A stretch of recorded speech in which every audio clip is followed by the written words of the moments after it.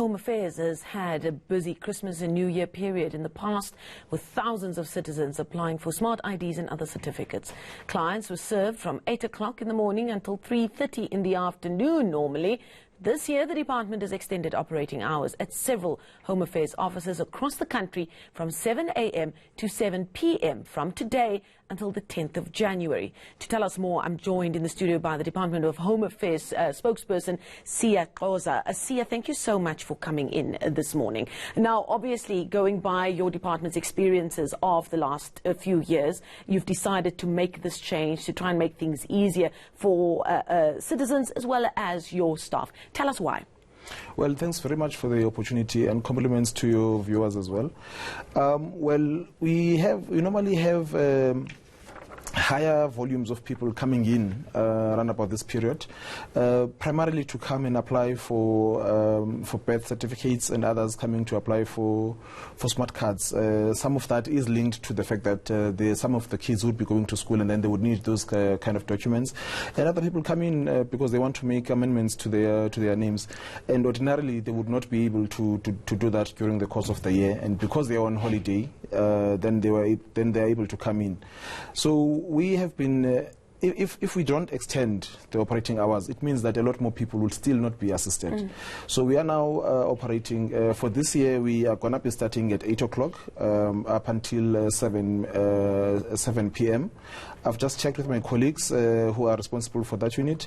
Everyone is ready. We are looking forward to welcoming as many people as possible, and what we have also advised is that people who intend to come to our offices should do so as early as possible on the day, because we are trying to avoid the last minute rush, because if people come in close to the closing time, that causes congestion. So we're trying to avoid congestion, but we have also made an undertaking that everyone who comes in would be assisted.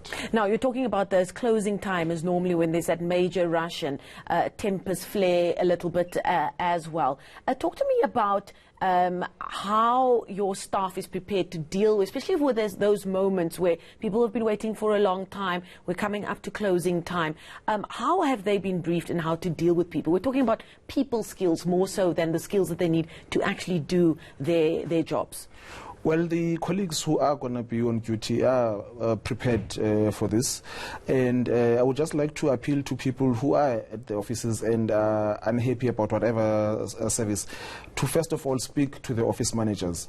The office managers are the first line of contact between our citizens and the department. So if there's anything that bothers any citizen, they should ask. They've got a right to speak to an office manager, and the office manager is bound to respond and resolve those issues. So they don't really need to go outside of the building. They can just ask to speak to the office manager, who is more than capable of dealing with those kinds of challenges. Now, in the statement you released, you also pointed to the fact that the department is deeply concerned by the amount of uncollected smart ID cards. People are going through the effort of applying for these things, but they're just not collecting it. What's the issue there? Well, the challenge there is that people, again, might only have an opportunity to come to our offices outside of our operating hours. On average, that number changes quite frequently, but on average, we would be sitting with around 400,000 uncollected documents, and that for us is a worry, because if you do not have an ID, that limits your ability to transact with the state or with any other citizen, because that is a basic document that you need to be able to transact and also access services.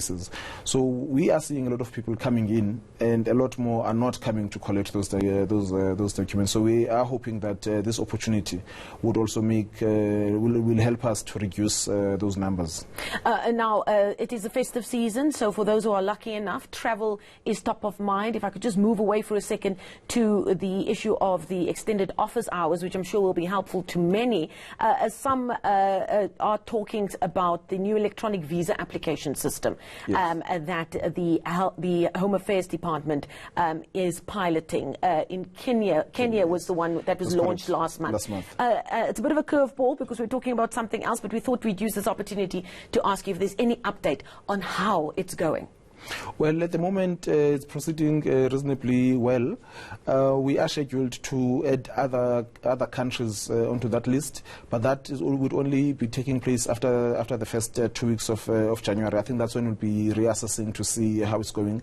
Otherwise, at the moment, between us and Kenya, it's proceeding reasonably okay. Okay, fingers crossed that goes full steam ahead, and we'll see more of that happening for other countries where people are travelling to and from. Thank you so much. The spokesperson for the Department of Home Affairs, Qoza, we thank you for your time this